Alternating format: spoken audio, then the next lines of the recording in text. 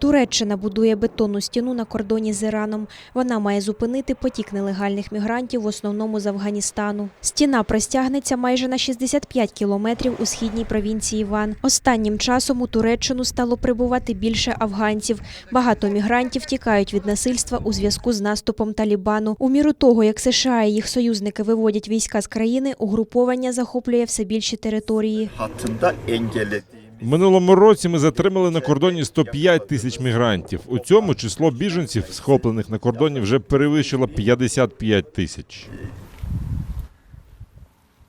Афганці проникають до Туреччини через Іран багато років. Більшість із них прагнуть потрапити до Європи. І в ЄС вже почали турбуватися з приводу нової хвилі біженців. Так, нещодавно в Егейському морі берегова охорона Туреччини перехопила човен, на борту якого знаходилося більше 200 афганських мігрантів. Вони прямували до Європи.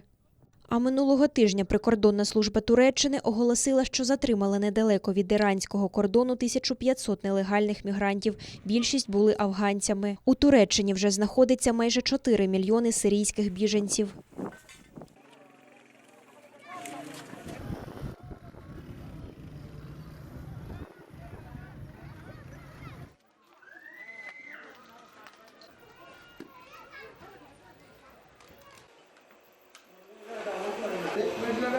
Mesela